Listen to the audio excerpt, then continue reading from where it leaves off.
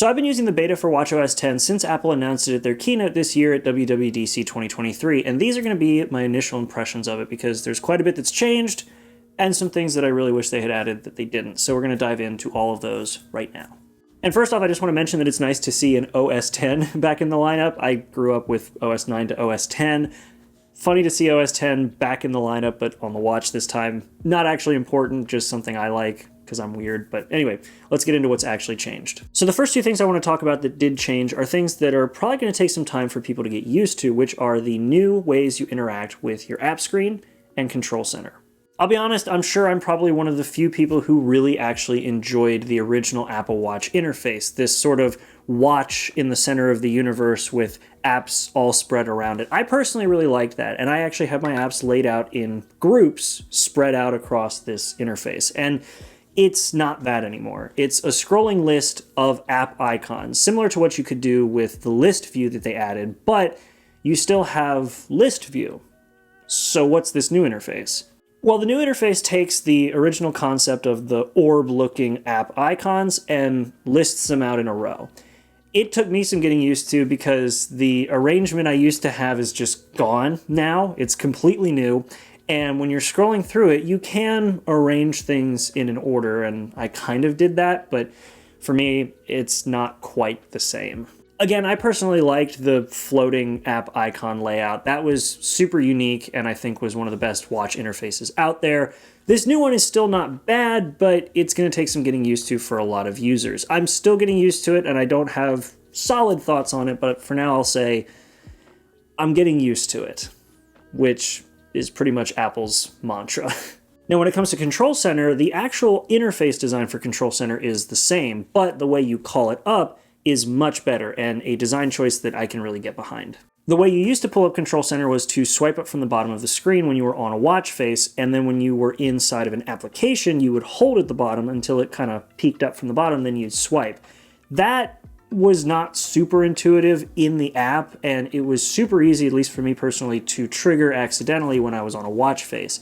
The new way you do it is by pressing what used to be the multitasking button, and I'm okay with this design change. Multitasking on the Apple Watch never really made sense to me because you're not splitting apps, and if you're hopping between apps very quickly, you could usually just press the home button once, press it again in quick succession, and it would take you from your previous app to the next app. That was my way of generally hopping between apps. Double pressing the crown now will bring you to that old multitasking screen, which is fine. I'm all right with that. It's more in line with something like the old iPhones with the home buttons. You double press that, you get multitasking. But I never felt like multitasking on the Apple Watch was so important that it necessitated a dedicated button. But Control Center is kind of an application that I would think maybe warrants its own dedicated button. And also, I realized I called it an application, but I think it's a feature that warrants its own button. Just my thoughts. I will say, though, it did take some getting used to, not because I constantly used multitasking, but because I would swipe up from the bottom of the watch face and I wouldn't get Control Center because I would forget that it's its own button. Just little things, but you'll get used to it. Like I said, Apple's mantra.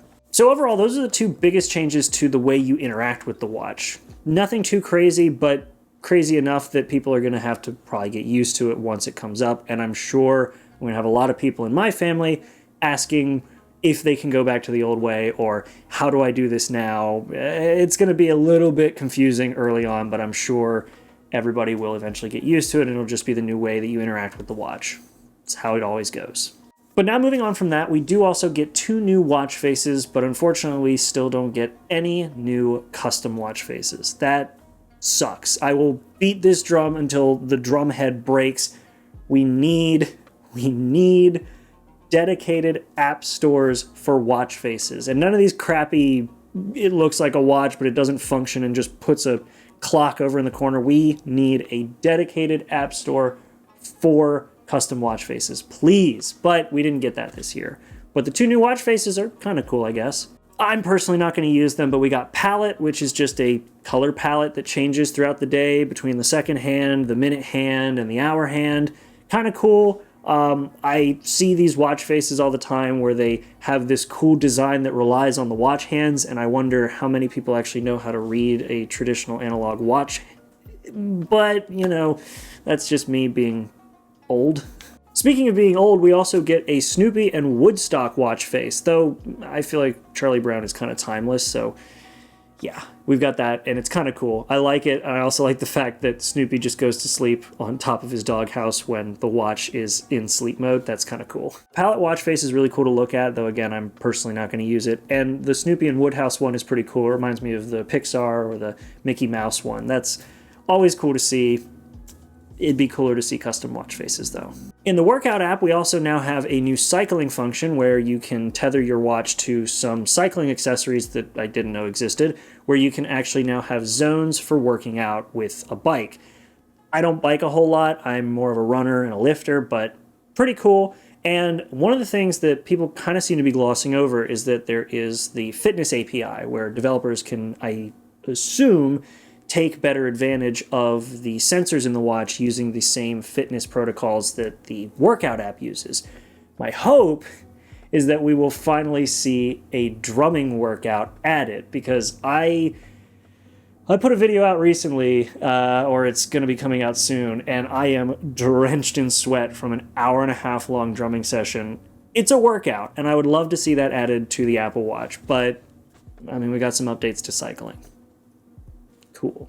Now, if you're not into cycling, but you still want to do some outdoor activities like hiking, there is an update to the Compass app, which I tried to play around with, but it's fairly unstable, which I guess means that now is a good time to remind you that this is a beta, and I'm running it on my Apple Watch, which normally comfortably got me 2.5 days of battery life, and now gets me through about 1.5 days. So I can't recommend running these betas on your main devices like I do because of this. But yes, it's still a beta, but I wanted to play with the Compass a bit more, and it seems fairly unstable when going to certain versions or certain screens on this Compass app.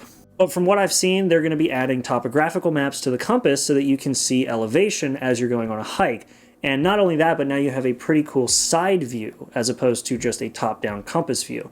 That's really neat. I like that. I'm kind of interested in trying to see how that works. So if you're maybe into that, I've got some mountains nearby like South Mountain and a couple others, so maybe I'll go on a hike and film it and see how the Compass app holds up once I get a little further into the beta and can use the Compass app better. So let me know in the comments if you all would be up to seeing that. But either way, kind of cool to see that update to the Compass app. Now, something I didn't mention when I was talking about the two big interface changes with the app screen and control center was the new Smart Stacks function, because I don't really consider this a big interface change because we've kind of had it before, but this is the first time it's an integral part of the interface. The Smart Stacks screen on the Apple Watch is very similar to the Smart Stacks widgets you see on iOS and iPadOS.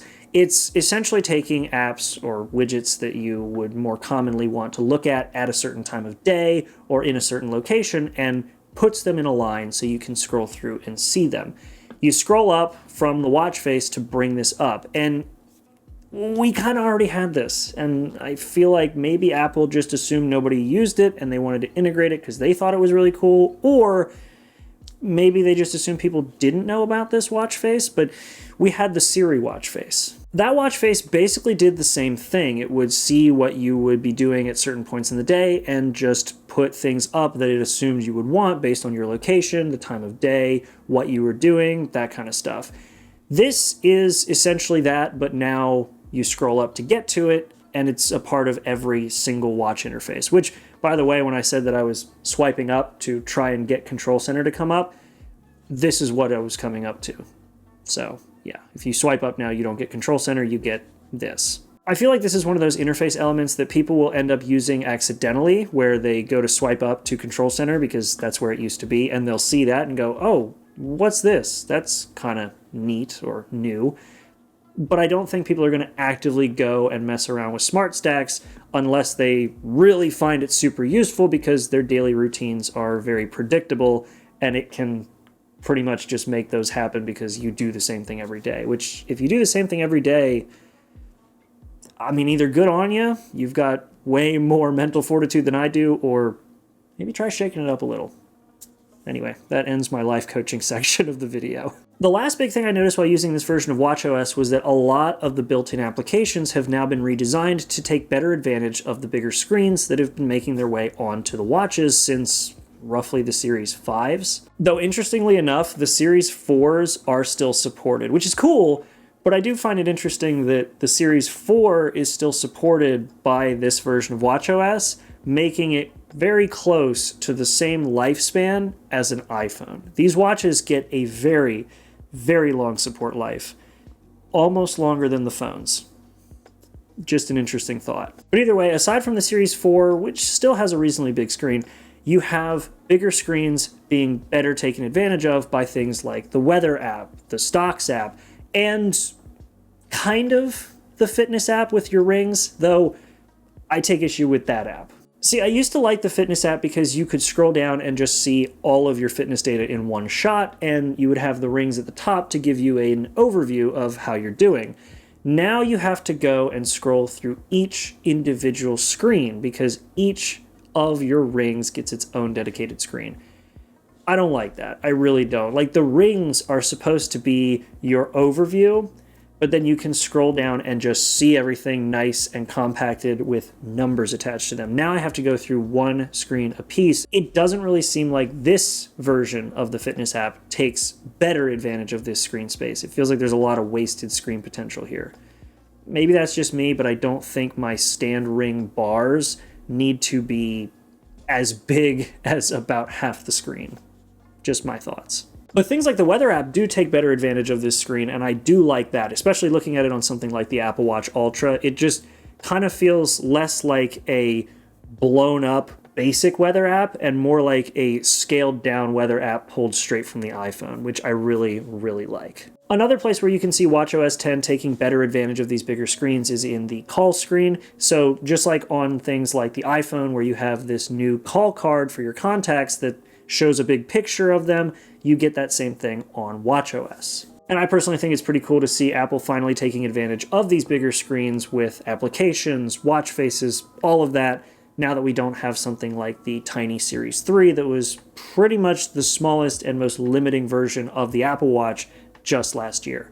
We finally have all reasonably big or very big screens, so Apple's now using all of the pixels on those screens in a very, very nice way in most cases, or a bit of a wasteful way in the case of fitness. Now, obviously, that's not everything that changed with the new version of watchOS, but those are the things that I noticed right off the bat and things that I've been really using or being really irritated by through my 2 weeks of use with the Apple Watch using watchOS 10.